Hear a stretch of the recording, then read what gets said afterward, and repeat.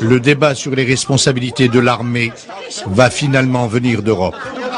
De plus en plus d'ONG et de politiques mettent en cause la responsabilité des militaires dans les violences. Aujourd'hui, ceux qui contrôlent la richesse de l'Algérie, c'est les deux, donc les deux piliers du régime, Bouteflika et le général Toufik, c'est eux l'Algérie, et ils se pensent comme tels de toutes les manières. Ils contrôlent les richesses du pays, ils les laissent, facilitent le pillage de ces richesses, ils maltraitent son peuple. C'est un groupe qui se tient, non pas pour des objectifs idéologiques ou politiques, mais parce qu'aussi ils sont mêlés à des grosses affaires. Ils se tiennent les uns les autres, chacun a des dossiers sur chacun. On avait laissé la politique aux militaires. Que les militaires algériens, effrayés par la victoire électorale des islamistes en 92, ont mis en place une stratégie radicale pour les empêcher d'accéder au pouvoir. Une stratégie meurtrière. Le ministre de l'Intérieur était désespéré parce qu'il ne s'attendait pas à cela. Et d'ailleurs, il a fallu le forcer pour aller annoncer à Alassane Ibn Khaldoun les résultats. Il a dit que mon chef du gouvernement, mon directeur de cabinet y aille, parce qu'il a dit qu'est-ce que j'ai fait au bon Dieu pour avoir la charge d'annoncer une catastrophe pareille. Fascisante, c'est pas de simples partis musulmans comme certains qui veulent le comparer au MRP en France, par exemple, ou à la démocratie chrétienne. Ça n'a rien à voir. Absolument. Moi, je peux me considérer comme démocrate chrétien.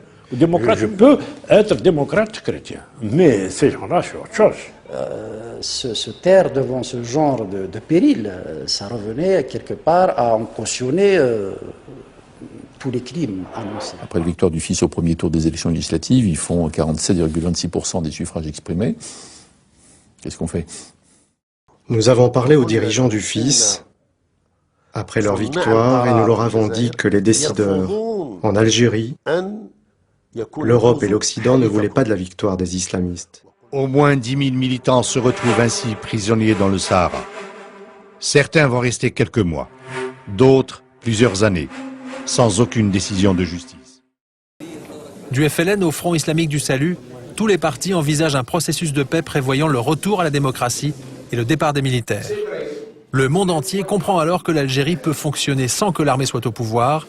Les généraux s'inquiètent. Ils ont bâti leur combat sur la lutte contre le terrorisme. Mais une fois que les islamistes sont acceptés par la société démocratique, donc tout ce qu'ils ont construit tombe comme un château de cartes. Voici l'organigramme secret des vrais patrons de l'Algérie.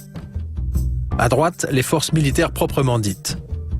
À gauche, les services secrets du DRS, la redoutable sécurité militaire, avec le capitaine Ouguenoun. Ailleurs, le président de la République, le gouvernement, l'Assemblée, que nous appelons le pouvoir apparent, mais le pouvoir réel, c'est les décideurs de l'armée.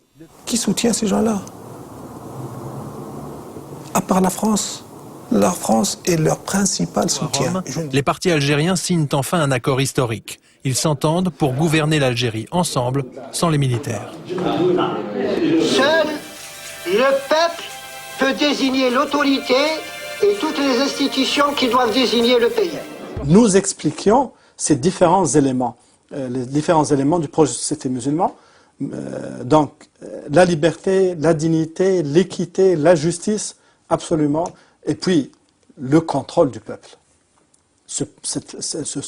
Cette possibilité que n'avait pas eu le peuple jusqu'à présent de sanctionner le pouvoir mis en place.